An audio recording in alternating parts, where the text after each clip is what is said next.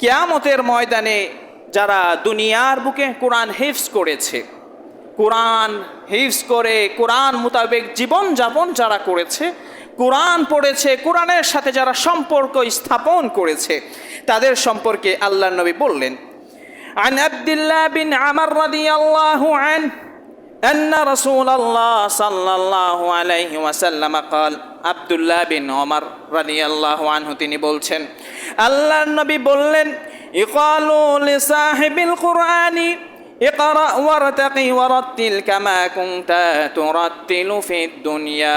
প্রতিটি কোরআনের হাফেজ যারা কোরআনকে নিয়ে জীবন যাপন করেছে, সব হাফেজ নয়, এক শ্রেণীর হাফেজ আছে, কোরআন যে হাফেজ হেফজ করেছে এরপর থেকে কোরআনের সাথে আর কোনো সম্পর্ক নেই, সে যে হাফেজ এখন দেখলে মনেও হয় না যে সে হাফেজ।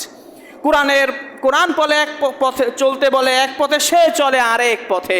ওই সমস্ত হাফেজ, ওই সমস্ত কোরআন তালাওয়াতকারীর কথা বলা হয়নি, বরং বলা হয়েছে যারা কোরআনের সাথে সম্পর্ক স্থাপন করে, কোরআন হিফজ করে, কোরআনের মোতাবেক চলে, ওই সমস্ত ব্যক্তিদেরকে কিয়ামতের ময়দানে বলা হবে ইকরা ওয়ারতাকি।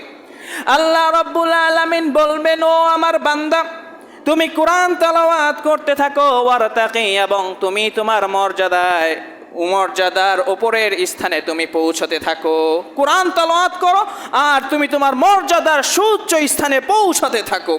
ওয়ারাত্তিল কামা কুনতা ফিদ দুনিয়া, দুনিয়ায় যেভাবে কোরআন তেলাওয়াত তুমি করতে, আজকে সেইভাবে তুমি কোরআন তেলাওয়াত করো। ফাইন্না মানজিলাকা ইনদা আখিরি আয়াতিন তাকরাউহা, তোমার জান্নাতের মধ্যে সুউচ্চ স্থানের মধ্যে হতে সেই জায়গাটাই হবে তোমার স্থান, যে এই স্থানে তুমি কোরআন তেলাওয়াতকে থামাবে, যার পরে তুমি যদি আর পড়তে না পারো ওই স্থানটাকে দেয়া হবে তোমার জন্য জান্নাতের স্থান, তুমি সেই স্থানে থাকবে। হাদিসটি হলো আবু দাউদের 1464, তিরমিজির 2914, মুসনাদে আহমদের 6799 নম্বর হাদিস। এটা হলো যারা কোরআনকে নিয়মিত পড়ে, কোরআনের পাঠক যারা হয়, কোরআনকে যারা নিয়মিত বোঝার চেষ্টা করে, তাদের জন্য